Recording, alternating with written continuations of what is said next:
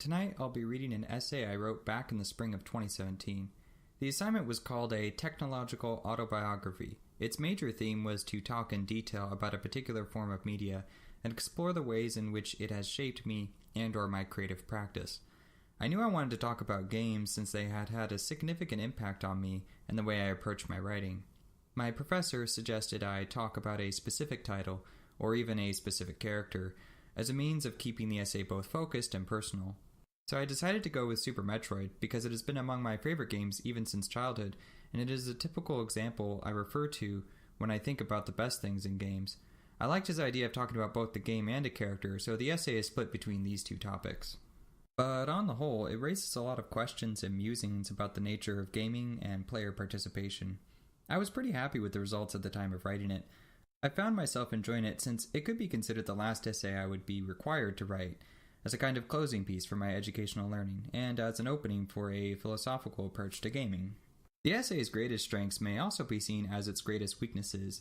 As per my usual style, my ambition outweighed my length requirements and time constraints, and yet I have not edited the video outside of about 3 lines that I spitballed as I read. I tried to keep my essay as intact as it was when I wrote it because I am too much of a perfectionist. Being that way means you often put a lot of thought behind your work, but it also means the critic inside will never be content. Part of the reason I'm preserving this essay in video form is that it will allow me to accept the essay for what it is when it was written. I've accepted that I don't necessarily have to agree with everything in the essay all of the time.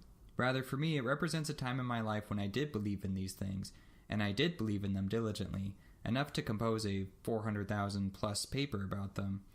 And I think it's about time I gave my past self a little appreciation by giving it an honest read. What I'm saying is, while I do agree with the vast majority of the essay, I don't know that I agree with every aspect of it all of the time. It makes some pretty polarizing claims at times. For whatever reason, my thought life likes to process things in that way, which is not often very gracious. To coincide with that, I've taken the liberty of adding some further amendments after the essay. You can find them in the later portion of this video, so you have the whole package right here. I also think it's important to say that this was written for an academic audience, who likely will know very little about games. So if you are familiar with games, the detailed descriptions surrounding certain games will likely be cumbersome, but I tried to keep them as brief as possible. Me making that assumption should probably tell you a lot about where I'm coming from. It's true I haven't tried to publish this essay in any academic journals, but honestly, I didn't know where to take it, and since it is just as relevant for a gaming audience, I figure it's important for it to exist here at least, if not in addition to. Now, if you play games, then consider yourself in the right place. While I did write for an academic audience in the sense that I explained the context for certain things, I did not shy away from going as deep as I wanted to go with the subjects. I've been playing games all my life. I play retro games, modern games, across genres and platforms. I post this here in the hopes that the game community gains some value from the perspective I'm bringing. In this respect, the essay is a merger between the academic crowd and the game crowd. I know the two haven't always got along. I mean, hell, what two crowds of people actually get along? But that's what makes it all the more important to me to write it. I myself have always loved being in school. I love learning, I love the discussions, I love studying the arts and the people behind it. I like learning about how it came to us and what we can do with it going forward. I am an academic and a player. There are others like me, but we tend to be either small or soft-spoken, I think. Anyways, I've spent enough time on lengthy introductions. The reading is about 22 minutes long, and I'll be giving some additional thoughts once it concludes. So sit back, get some hot chocolate, and enjoy.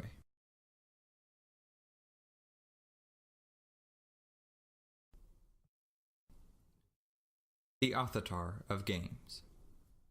I'd like to begin by spending some time talking about the process of playing a video game.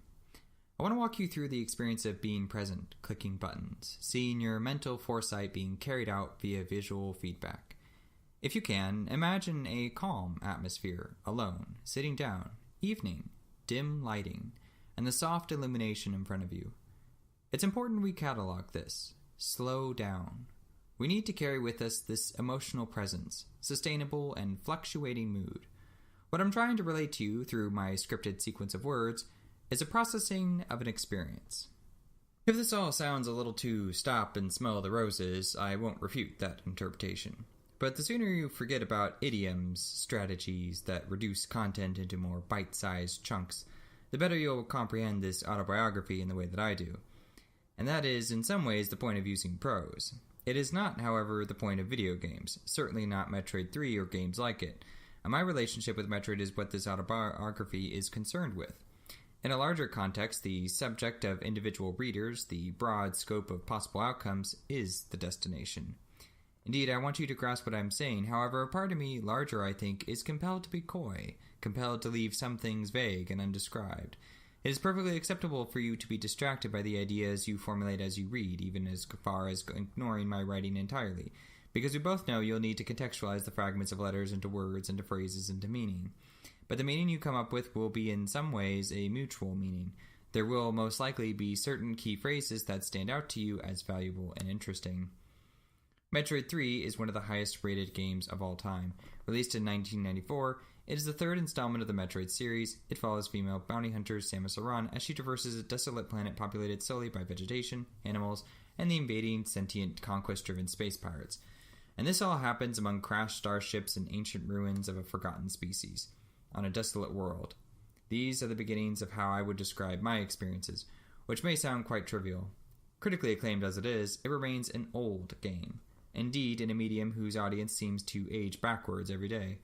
As the popular consumer regresses, the generation that bonded with Metroid, and others of the time, have become the current crop of critics, skeptics, and in some respects, artists themselves.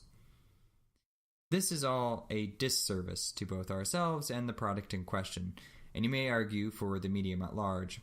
There is nothing more potent about the video game interaction than individual experience. In literature, we call it reader response. I write this biography with the full knowledge of how lengthy, floaty, and ambiguous it is of an opening. Writing doesn't seem to do this quite enough, I'd argue, and games are often too preoccupied, as of late anyways, to consider the fact that someone is literally present with them as the experience unfolds, putting forth their own input and ideas, picking up on iconic references to the real world or real-world principles in order to both comprehend and involve understanding. Not just any understanding, mind you, but a unique relationship that is defined by both parties, when it is healthy anyways. The distance that the artists and designers create, and critics permit, we tell ourselves, allows us to be more objective. Objectivity is indeed valuable, make no mistake about that, but objectivity is a bit of a busybody. Its main concern is in defining the subjective, which frankly it has no business doing. No one's approach is inherently wrong, mind you, but the subjective I find to be of the utmost importance. Well, to me, Super Metroid is about a bleak, hostile world in which a lone individual finds within themselves the will to uproot its dark secrets, preserve their humanity, and surmount the insurmountable. It is also about energies. The female energy is sacred, preserved symbolically through the masculine suit of armor. The upgrades Samus finds along the journey are weapons and armor. They are tools of aggression and defense, masculine, but the mind and moral compass is the real feminine being inside. This is not explicit content stated in the game. These are biased feelings I find myself considering whenever I recall the game to memory. Its thematics are rooted in these ideas for me, but that's obviously a highly suggestive read. The video game space, more so than other mediums, have examples that embrace this kind of romantic connection with open arms. Super Metroid is one such example. Now, all of this is only present if someone actually engages with the game. Samus will not do anything without the direct commands of a player. Tom Sawyer does things, Charles Foster Kane does things, Samus, like any playable game character, will not. And this distinction, I believe, is what fundamentally separates games as uncharted territory. It's only natural to assume that not all of our tactics in analyzing film and literature will be applicable here, though we will touch upon their overlap as we proceed into the more analytical aspects of the piece. As a player, you may think you become a sort of omnipotent being, possessing a game's avatar. You use what's literally called a controller to dictate the actions of someone else.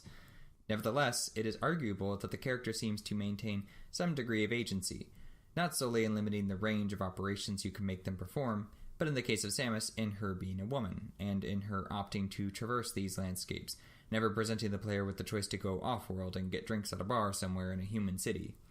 And usually we talk about this subject as it relates to the creator and the consumer, since they are the only two parties with the same meta-reality, so far as we know.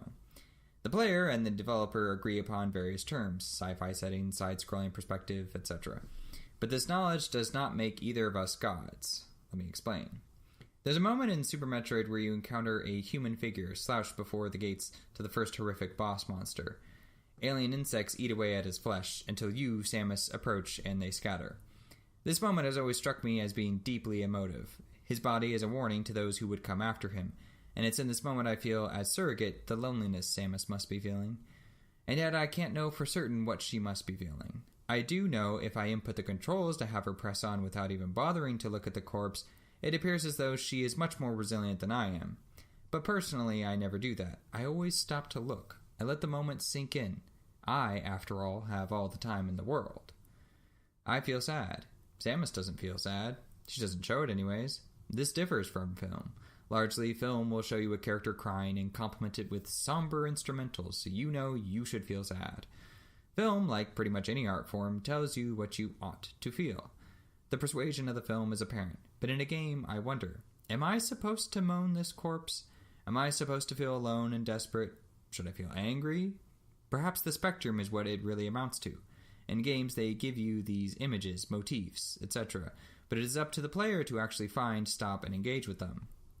And when they do, they invent a rational meaning for themselves, as they are expected to.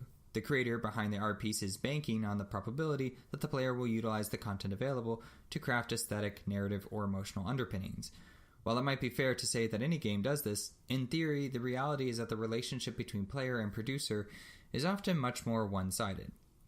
For example, you take a game like Elder Scrolls or Grand Theft Auto, and what you get is an expansive simulation. It might be themed, but it's still an amusement park. It's true that the lack of boundaries creates more emergence. No two encounters ever seem to be the same due to an extreme lack of scripting. But the lack of a creator's willingness to infuse the content with something of concern for them dilutes the content. The roller coaster is fun for a few days, but it's only fun. It's just an environment, pure escapist freedom. By contrast, you have a game like Telltale's The Wolf Among Us, a point-and-click story where you choose dialogue options and appease the QuickTime event gods. But to what end? The story, regardless of how compelling it is ultimately transferable to a modern television program. Everything about a game, especially one like Super Metroid, is completely dependent upon the player's investment. Any other art form will remain intact, completely indifferent to what the audience is physically doing. It is a distant relationship, built upon ideas of mutual respect and authorial agency. You're allowed an opinion, but you have no ownership. Roland Barthes' essay, The Death of the Author, curiously is in some ways much more applicable to games than it is literature. His emphasis at the end, after having concluded, in a way that seems very similar to how I did, that text or content is a manifestation of iconography, culture, etc. That, and I quote, "There is one place where this multiplicity is collected, united. And this place is not the author, as we have hitherto said it was, but the reader." To me, he is stating that neither artist nor critic holds any tyrannical interpretation of a text, but that our attention should be focused on the reader, who is often silent. To put it another way, with Metroid 3, I author it every time I play it, and so does everyone else the moment they play a game. But remember, a game won't be revealed to you unless certain expectations are met. Aliens will kill you if you aren't performing well, or if you lack understanding about either the game's expectations or your own abilities with your controlled character. If the game stalls you in this way, you will be faced with a decision of whether you will continue to engage or if you will make your peace with it then and there. The first time I had to face Phantoon, a kind of cephalopod monster, I was too afraid to even confront it. I must have been about 7 at the time. I asked my brother for help, but he was busy, or maybe he just thought I should do it myself. In the case of Super Metroid, I did. Not then, back then I just died, too afraid to concentrate on a strategy. But within a few years I was able to surmount the obstacle. And now he ranks among the easiest parts of the game for me. That's my experience with the game. It's true that you could say, well, my exposure to a film was significantly impacted by a loud audience or by a migraine.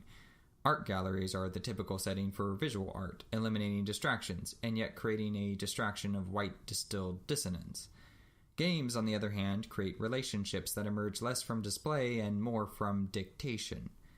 Phantoon dictated numerous deaths, feelings of dread, and eventually cathartic victory. And now, nostalgia. Someone else might have ran past the slouched corpse. Someone else wouldn't even know it was there. Phantoon is also interesting to consider in that he has a single enormous eye that it only rarely exposes. When it does, it is vulnerable to attacks. The eye will gaze at Samus following her movements around the screen, but sometimes the beast will vanish and then abruptly burst back on screen with the eye staring directly at the screen, at you, the player. Phantoon would resist being put in an art gallery. Despite being convinced over our dominion over him, To put Fantoon against a white background without giving the player a controller would severely undermine the effects he is able to imprint on readers. You could look at him from a distance, so to speak. You wouldn't feel like the connection is being made, Fantoon looking at Samus and Fantoon looking at you, and sort of drawing the two connections together. You compound all of these things a game consists of together: demanded expectations, wide potential for misinterpretation or missed content, and a dependency on player involvement, and you have to wonder just what sort of medium we're dealing with. It even differs from other more contemporary ideas of art, like relational art, which is a kind of communal art piece. Metroid 3 has a main narrative and scripted sequences that the developers ensured the player would experience, but they are there for those who are willing and able to synchronize with its mechanical needs. They are, as video games demand they be, optional. And I know I'm spending a lot of time talking about my experience with the game, giving all kinds of descriptions that aren't coming from textbooks or critics, but that's what these games do to you. You own your experiences on such an intimate level that they inevitably become your prime source of information. How do you classify a dance? Wouldn't it differ between partners? Some partners will want to do a different dance. Some partners prefer to lead.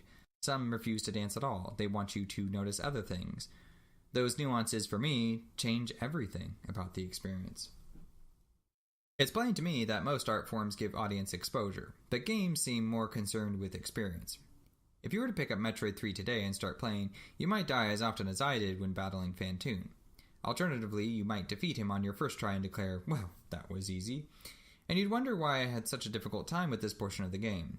Perhaps you never even reached Fantoon, dying at the many challenges before it, and instead your reaction to the game is, well, it's very hard and not very interesting.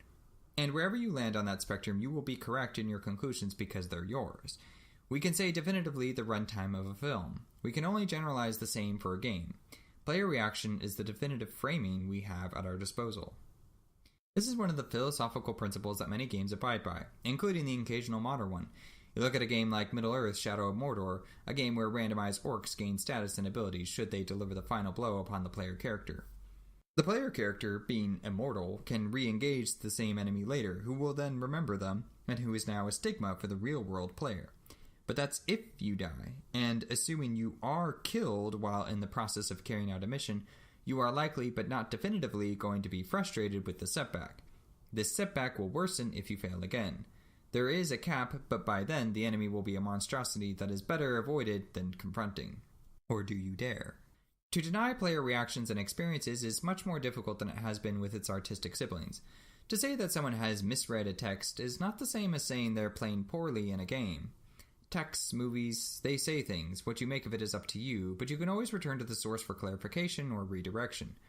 To play a game again is more often than not going to lead to different, new experiences, not just reactions. The appeal of a game like Metroid 3 for me is that the exploration is narrower than many other titles while still maintaining a level of thematic depth which is often underappreciated. It is more tangible to find conclusions based on circumstances because the game is designed with this in mind. It is not infinite possibilities, not like a game of football, or conversely like an online MMO, the latter of which is experienced heavily by the interactions with other, live humans. It is wholly different from recent open-world games too, like the aforementioned Elder Scrolls and Grand Theft Auto, whose experiences are deliberately unscripted, populated with rampaging AI and constant feedback loops. Anything goes, interpretations largely be damned. Samuel Taylor Coleridge's willing suspension of disbelief is a dual-edged concern when it comes to games.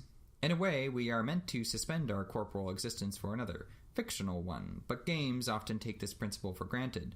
So many of them clutter the screen with textual information, tutorials, hints, and then artificially create drama by depriving the player of agency via an insertion of a cinematic cutscene, an expository short film that, like modern film, is completely stagnant and unchanging.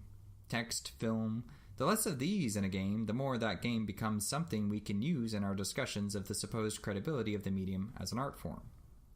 Metroid 3 is one of, believe it or not, very few games that minimalize sibling medium techniques in all aspects it can manage. And sure, it slips from time to time, I think pretty much every game does that, but I think it strives a bit harder than many other titles. And we're talking about a game that's over 20 years old. If we want to talk about art pieces, there is usually some degree of narrowing down. Barthes said it well, and I quote, "All writing is itself this special voice, consisting of several indiscernible voices, and that literature is precisely the invention of this voice, to which we cannot assign a specific origin." Indeed, the origins of a game, the voice, is now always the present player, and the player will vary, even as an individual. You observe a game in a limited way, memorizing a control scheme for a set of performances that are unique to the leading character, and you engage with the environments that are appropriate for the thematic concerns of that character's world. Psychologically, this is an extremely intimate connection. You have hardly any characterization or narrative structures to identify with. Instead, what you have is how you can envision yourself as this character. To synchronize oneself with an avatar in this way is artful, transformative. It is hardly a surprise, then, and in many ways understandable, that people would have a passionate response to any alternating of the character. This is true of many video games, but Samus is a compelling exception. Not only does this differ from creators, but audiences as well. Consider Brianna Wu's article, posted in September of 2015, suggesting that Samus Aran was in fact a trans woman. If you're unfamiliar with the original incarnation of the character, it is important to note that she was given a masculine persona in her debut on the NES in 1986. We're talking about 8-bit pixels, though, so it's understandable if anyone was confused. What is compelling is that the instruction manual for all versions of the game's release refer to Samus as a he. It is only if the player completes the game in under 5 hours do they get an ending in which the character removes her helmet to reveal a female underneath. Faster completions do translate into less armor, ultimately going down to a bikini and stopping there. It's a striptease, to be sure. It's also a form of self-realization. Having just saved the galaxy from a colossal threat, wouldn't you feel the urge to take off all that armor and step into the shower or lay down on a beach somewhere? Now, you might be thinking this interpretation is wrong, or at least unimportant in light of the grander concern of blatant sexualization. You're right. So am I. It has to be. Games like this are wholly unsatisfied with a single unified interpretation. Wu's claims that Samus is a trans woman are up for debate in the Metroid universe canon. What isn't open for debate is me playing the game at 7 years old, and having been told by my brother that the character was female, I had missed the prologue. I created a different attachment to the character than I otherwise would not have. Once I knew, I was that much more enveloped in the dark atmosphere and the vast loneliness the game elicits. As I had spoken before, I think it accentuates some of the themes that Super Metroid is trying to talk about. What Wu attempted to do was say definitively the gender of a character. Those who responded to her, at least from all that I've seen, used the same methodology, hunting for examples to prove otherwise, because fans were quite raised eyebrows about it.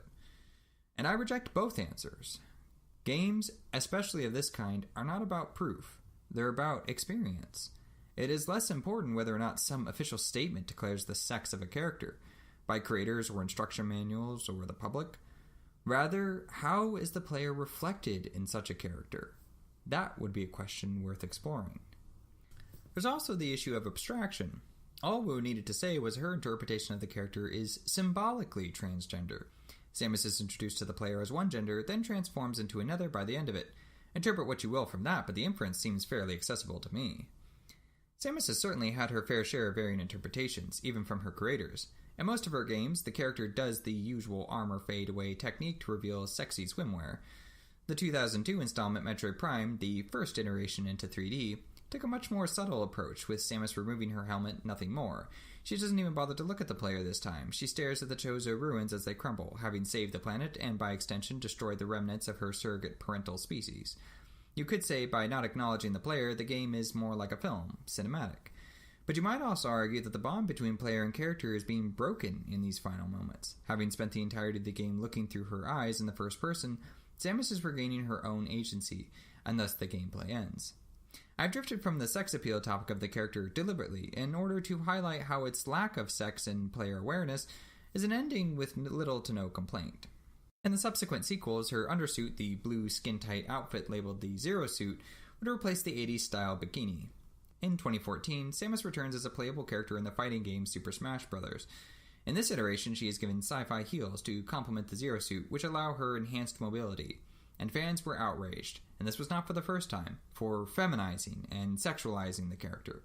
Samus, unlike any human being I know of, is a pure display of strong and independent. And that, believe it or not, was also something fans were deeply concerned with. This event pales in comparison to what the games surrounding the Metroid universe were doing only a few years before. 2010 saw the release of Metroid Other M, developed by a non-Nintendo-owned studio, Team Ninja, known for their series of fighting games featuring scantily dressed women. Dead or Alive. Other M was more narrative-driven than any of its predecessors, but Team Ninja's depiction of Samus was less than flattering. She spends the majority of the game following orders from her male commander, crying and otherwise acting very unstoic bounty hunter-like. To call the game the black sheep of the series would be a colossal understatement. To Team Ninja's credit, Samus had more or less reasonable asset proportions and a lack of breast physics. Their restraint is noted. All this to say, there is no authority over the definition of a character, at least not when it comes to games. Not even the internal universe is consistent. To be frank, when I first came across Wu's article by happenstance, my reaction was a curt nod and a, well, duh. I had already made up my mind whether or not Samus could be interpreted as a transgender character. Do I consider it canon? To me, that's simply an uninteresting question. Why else do games reduce human beings to statistical information, text, stats, pixels? To apply a concept such as narrative consistency to a medium that thrives when derived from personal experience is a fundamental misconception of the medium itself, as an art form, I mean. In other words, if player experience is so important, why not let player experience dictate the canon? And furthermore, what is so wrong with the symbolic definition of something? Is it just too far-reaching for a community of gamers to grasp? You can do this with other games. I love the Halo series. This too has quite a lot to say about gender. Cortana is an AI, a woman with no body. John is a man, but he's been so chemically altered, so indoctrinated that he basically has no soul. When John puts the chip that temporarily houses Cortana into his helmet, you get the idea. You get the ideas. Game heroes are a personified projection of the player. We project ourselves not onto them, but into them. Why else would the language surrounding games reflect such? You're going to die. Watch your stamina. So there's a secret here. I'll let you figure this one out.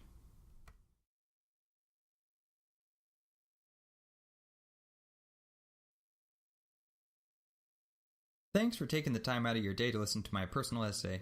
As promised, here are some thoughts to help clear up a few things. The reason I'm doing this is that I think some of the points, especially when spoken, seem like they weren't more precision or elaboration, and I'd like to add those, especially since I know that I typically construct my points and arguments with tons of spiraling rabbit holes. But again, I want the essay preserved as it was. I want to be kind to my past self instead of ripping them apart because they weren't good enough. And I believe it is a good thing to have second chances in life, to elaborate or amend things you say, or just outright change your mind. It's a part of what makes us human, you know? Alright, let's get started. The lack of a creator's willingness to infuse the content with something of concern for them deludes the content. Lack of a creator's willingness is a bit harsh on my part. In games like Grand Theft Auto and Elder Scrolls, part of the main point the creators want to infuse their games with is this passive approach. You know, let the player decide absolutely everything. That's the philosophy they want for their games. And that's their right. My point in bringing that line up was simply to point out why that kind of approach never compels me into playing the game. It lacks a single vision that I can mull over and creates a sort of repetitive randomness that I don't usually enjoy. If you like that type of game, and if you play games, I imagine you do since open worlds are hugely popular, then by all means enjoy them. They're just not my thing. So the next one is not even the internal universe is consistent. So this is actually more of a general comment about the way game narratives in ongoing series are constructed.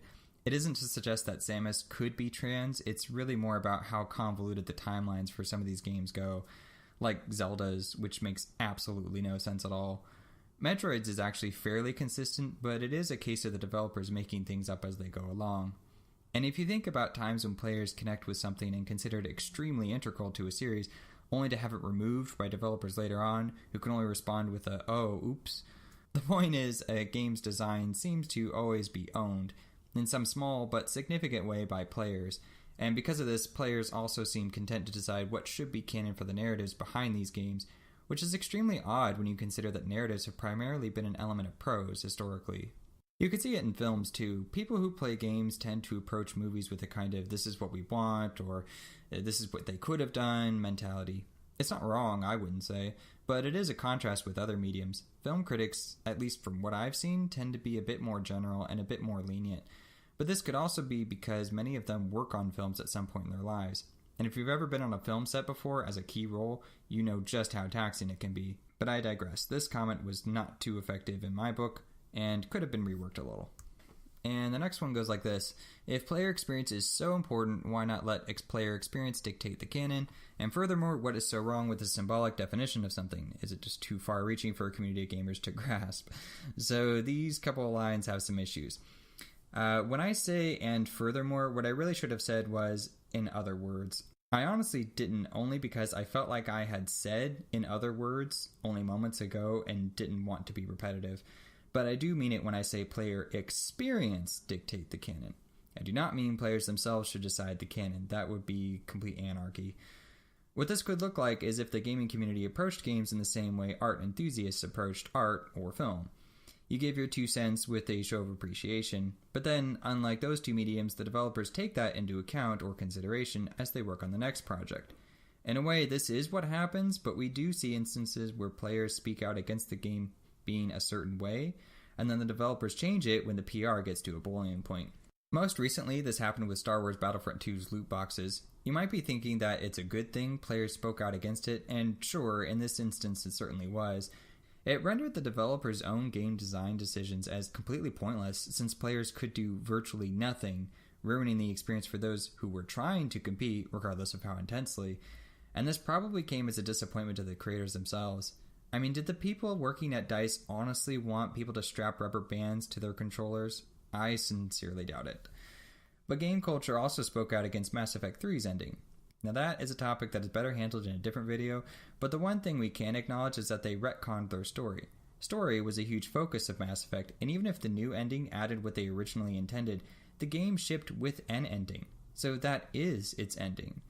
Again, I don't want to get into it too much here, but the point is, there is little to no quality control when it comes to what players do and don't deserve to ask for and or receive. It's by no means a bad thing. Playing games makes it personal. Our feelings on the matter do matter, much more than with other mediums. But I also think there are times when it stomps on the artistic integrity of the creators. And that, I must confess, I do have a problem with. As an artist myself, I think that's a fair stance to have. But that aside, the next line is a pretty big problem too. It accuses game culture of not being open-minded enough to accept symbolism, which is a bit rude of me. This line wasn't in the original essay, and when I was reading I felt the need to add it. When it translated in my head, it was supposed to include Brianna Wu as well, which means it was supposed to be similar to the line about me rejecting both parties. Sort of, you're both wrong, you can both stand to be a little more flexible in your interpretations, that kind of thing. I said earlier that she could have said Samus was a symbol for transgender people, which she certainly can fulfill that role, but to even the odds with my poke about game culture not being open enough, why on earth did Wu make this claim exactly? I hate to say it, but it sometimes feels like the article would have been less clickbaity otherwise, so she opted for the stronger but much riskier stance. Or maybe she legitimately believes Samus is trans based on the evidence in the article. I don't know. I'm not her, I don't know her, and if you're watching, Brianna, I apologize if anything I have said here causes offense. At the end of the day, I am just perplexed by the fact that you didn't go with the symbolism angle, as I think that would have been much more reasonable. So to conclude, I think it's fair to say I overstepped a little. In the context of the essay, I was attempting to make a push, encourage people to be more open, have a wider range of interpretation. It's not good for us to be so upset all the time. Still, gentler word choice on my part would have been appreciated. I think that sums up the major ones, and if there are others, the conversation surrounding them can happen elsewhere. Hopefully this extension you found to be helpful. I think it's quite nice to be able to compose something and then offer your own take on what's come of it. It allows the composition to maintain the ambiguities and meaningful flow without precise accuracy. I'm a writing major, so you'll forgive me for enjoying the writing element to the piece and wanting to preserve that. I also noticed that I read the essay so fast, it bordered on absurd. I usually do not talk in such a rapid pace, with this rhythmic up and down, or if I do, it is not usually with so much just that type of language. But like the essay itself, I thought I should protect the way I read it too. I mean, the essay does make an argument for that, talking about nuance and appreciation of these small gestures. As a final comment, many of the statements I make can be applied to Dark Souls as well as Metroid, and in some cases are better suited for that game. I almost used Dark Souls for the essay, but I went with Metroid since that's the one I grew up with and that seems significant. Anyways, thanks for listening, and I hope you were able to find a nice takeaway. Till next time, folks.